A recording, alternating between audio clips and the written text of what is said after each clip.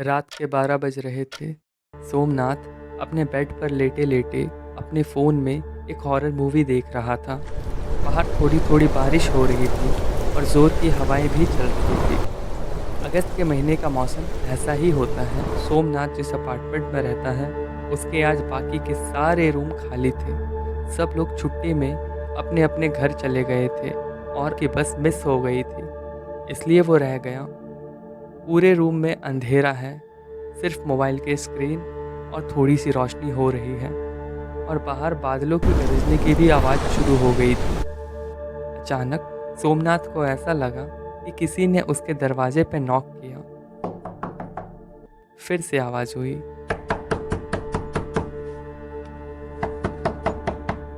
सोमनाथ को थोड़ा अजीब लगा क्योंकि उसके अलावा उस अपार्टमेंट में और कोई नहीं था। वो अपने बेड से उठा और दरवाज़ा खोला, पर बाहर कोई नहीं था। सोमनाथ को थोड़ा अजीब लगा, पर उसने इसे नज़रअंदाज करके वापस अपने बेड पर जाना ही सही समझा। मूवी का क्लाइमैक्स आने ही वाला था कि फिर से आवाज़ हुई। सोमनाथ ने आवाज़ दी, कौन है? कौन हो भाई? फिर से आवाज़ हुई। इस बार की आवाज़ सुनकर वो थोड़ा डर सा गया। उसने थोड़ा ध्यान से सुना तो उसे पता चला कि आवाज़ तो बेड के नीचे से आ रही है। हॉरर मूवी देखने के कारण सोमनाथ पहले से ही डरा हुआ था। अब उसमें इतनी भी हिम्मत नहीं थी कि वो बेड के नीचे देख सके। फिर से आवाज़ हुई। सोमनाथ ने अपनी सारी हिम्मत जुटाई और वो बेड के नीचे देखने लगा। तभी एक जला हुआ हाथ बेड के नीचे से उसे अंदर की ओर खींचने लगी। सोमनाथ किसी तरह बच गया और अपने बेड से लगे दीवार पर चिपक कर बैठ गया। सोमनाथ का पूरा बॉडी पसीने से भीग चुका था।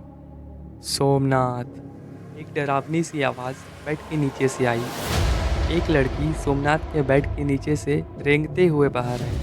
उसका पूरा शरीर जैसे जला हुआ था और उसके सिर से होते हुए उसके बालों तक खून टपक रहा था। ये सब देखकर सोमनाथ सुन्न पड़ चुका था। वो डरते हुए बोला, तुम यहाँ कैसे? तुम तो मर चुकी हो ना?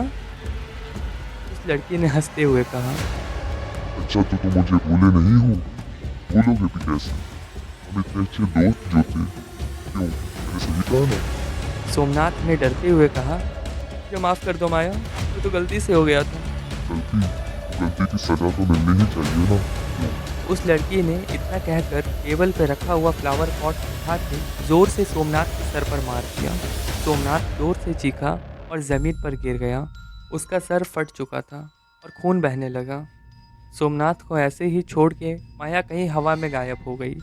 सोमनाथ के सर से बहुत खून बहने के कारण उसे सब कुछ धुंधला-धुंधला दिखाई देने लगा था और फिर वो अपने पास्ट को याद करने लगा। माया और सोमनाथ एक ही कॉलेज में पढ़ा करते थे। माया के लिए सोमनाथ सिर्फ एक अच्छा दोस्त था, लेकिन सोमनाथ माया को दोस्त से बढ़ के समझता था। माया हॉस्टल में रहती थी। एक शाम कुछ नोट्स लेने के लिए माया सोमनाथ के घर में आई। माया ने कहा कि वो नोट्स कल तक लौटा देगी। सोमनाथ ने कहा, हाँ ठीक है, कोई बात नहीं, मुझे कोई जल्दी नहीं है। सोमनाथ ने पूछा, चाय कॉफ़ी कुछ लोगी? माया ने कहा, अरे नहीं नहीं, वैसे भी लेट हो गया है और लेट करूँगी तो वार्डन हॉस्टल में घुसने नहीं देगा। अरे बस 5 मिनट की तो बात है, एक बार मेरे हाथ की कॉफ़ी तो पी लो। सोमनाथ के बार बार जिद करने पर माया आखिर में मान ही गई। सोमनाथ किचन में गया और कॉफ़ी के 2 कप ले आया। माया ने कॉफ़ी पीते हुए कहा, मेरा सर क्यों भारी हो रहा है? ऐसा लग रहा है जैसे मैं 2-3 दिन से सोई नहीं हूँ। इतना कहकर माया बेहोश होकर गिरने ही वाली थी, तभी सोमनाथ ने उसे पकड़ लिया और बेड पर लिटा दिया। असल में सोमनाथ ने कॉफ़ी में बेहोशी की दवा मिलाई थी। उसी शाम सोमनाथ ने अपने बुरे इरादे पूरे किए। रात के 10 बजे माया की आंखें खुली और उसने अपने आप को बहुत ही बुरी हालत में पाया। अपनी ऐसी हालत देखकर वो रो पड़ी। पास में बैठा सोमनाथ उसे दिलासे देने लगा। माया ने कहा, मैं तुम्हें अपना दोस्त समझती थी और तुमने दोस्ती का ऐसा तोहफा दिया। मैं अभी जाके पुलिस को सब बता दूंगी। इतना कहकर माया रूम से बाहर जाने लगी। सोमनाथ ने उसका हाथ पकड़ लिया, पर माया उसे धक्के देकर बाहर जाने लगी। तभी पास के टेबल पर रखी फ्लावर पॉट को लेकर सोमनाथ ने माया के सर पर दे मारा। माया ज़मीन पर गिर गई और तड़पने लगी। कुछ ही देर में माया ने अपना दम तोड़ दिया। थोड़ी देर रात जब सभी सो गए, तब उसने माया की बॉडी को उसके पास के तालाब में फेंक दिया। माया किसी को बता के नहीं आई थी कि वो सोमनाथ के घर जा रही है, तो इसीलिए किसी को सोमनाथ पर ज़्यादा शक नहीं हुआ। लोगों की नज़रों में वो एक अच्छा लड़का रहा। पुलिस को माया की डेड बॉडी तो मिली, पर कातिल का कोई सबूत नहीं मिला। और धीरे धीरे सोमनाथ भी इस बात को भूलने लगा। पर 6 महीने बाद आखिर माया ने अपना बदला ले ही लिया। ये सारी बातें याद करते करते सोमनाथ रो रहा था। उसकी आंखें धीरे धीरे बंद हो रही थी और कुछ देर बाद उसकी सांसें थम गई।